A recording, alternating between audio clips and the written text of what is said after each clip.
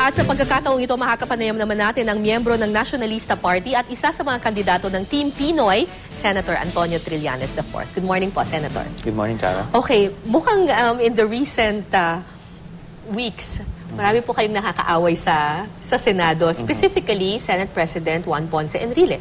Kailan po ba nagsimula yung iringan ninyo? At bakit? Nagsimula yan nung paghati ng probinsya ng Camarines Sur. Sinasabi ko na hindi ikabubuti ng mga kababayan natin sa Camarines Sur yung paghati ng probinsya at hindi ikabubuti ng buong bansa.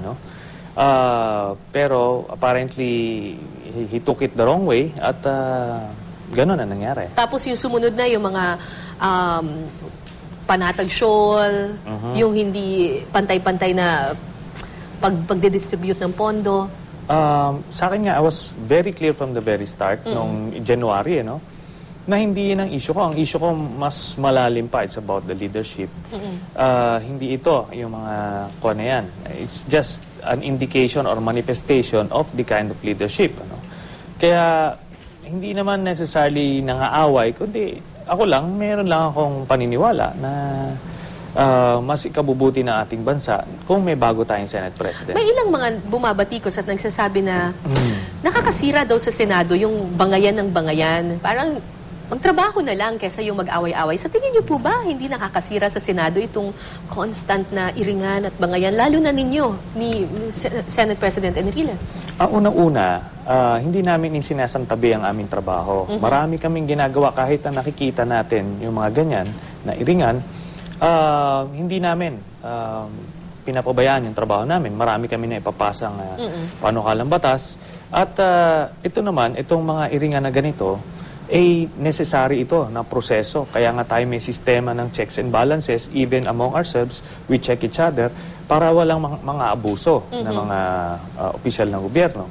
So, sa atin, konting pasensya lang sa ating mga kababayan at dumadaan tayo sa prosesong paglilinis at pag-aayos ng ating bayan. Recently, nagkaroon ng botohan sa Senado, inopen ni Senate President Enrile na vacant yung kanyang pwesto. Nagkaroon ng botohan and yung mga pabor na patalsikin siya ay natalo. Did you expect this? Lalo pat yung mga Liberal Party senators did not vote to take him out.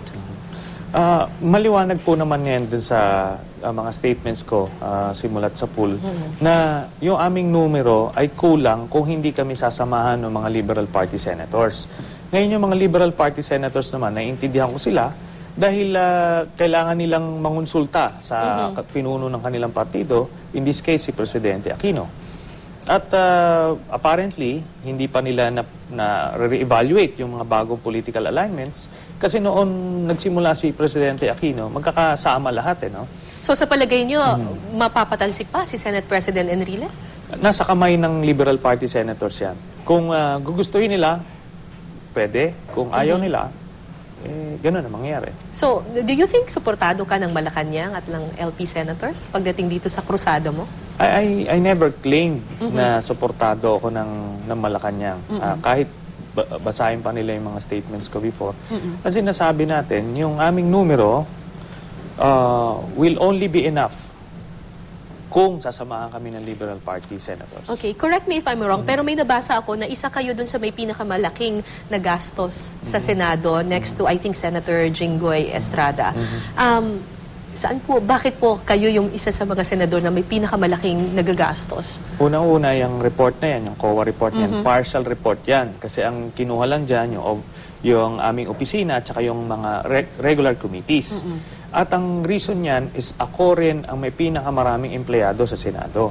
Binigyan tayo ng plantilla positions ng quota, pinuno natin yon.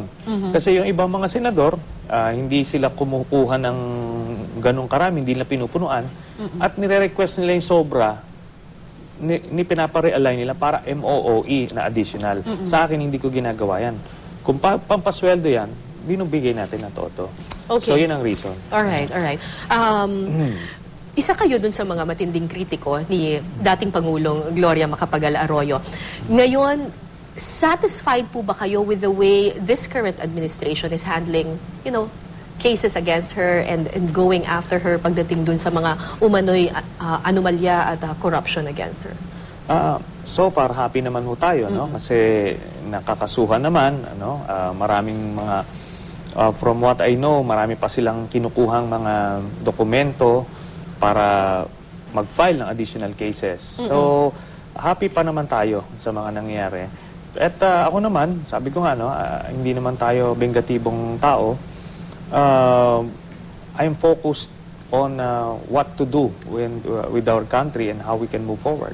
So, kung kunyari mananalo po kayong senador ulit, ano ang bago na ma-expect from Senator Trillanes? Mas marami bang bangayan? No, hindi Hindi ho ganun. naman. Ano. Ang ma-expect ko nila sa atin is magbabantay pa rin tayo. Alright. Na walang opisyal ng gobyerno man o kahit na anong ahensya ng Pilipinas na makakapang-abuso at makakapanamantala ng ating mga kababayan. So, checks and balance. Yeah. Yun pa rin. Parang, kumbaga, fiscalizer. Yeah. Alright. Maraming salamat po. Yung part naman ito is to get to know a little bit more about Senator Trillanes. Saan po kayong tumatawa? I mean, anong instance po kayo napapatawa? You're always seen very serious. Actually, behind the public, outside the public view, ano ho tayo? Masayahin tayong tao. Tayo yung tagapatawa sa mga kasama natin. So, and that's our key kung bakit kami nakaabot ng mahigit 1.5 taon sa lumabot sa mahigit na 7.5 taon sa kulungan. It's because of the light moments that we share. So, anong bagay anong talent ninyo na hindi po alam ng publiko? Marunong ba kayo kumanta, sumayaw? Ano?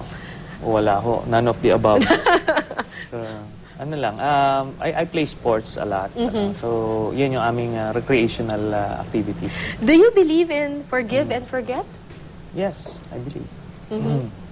Ano sa tingin nyo sino ang dapat sa tingin ninyong i-consider na epal na politiko?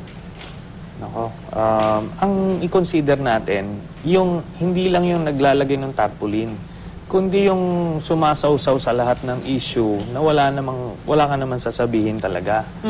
Di ba? So, ang intention mo is para lang magkaroon ka ng publicity, sa palagi ko yun yung epal. That's the true essence of the word. Di ba? Okay.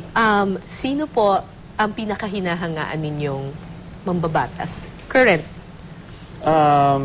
Sa current, iba't ibang specialty, Of course, andyan si Senator Pia Cayetano sa pagtulak ng mga advocacies, si Senator Drilon at Villar sa mga nila, expertise nila. Maraming salamat po, Senator Antonio Trillanes IV. Thank you, sir.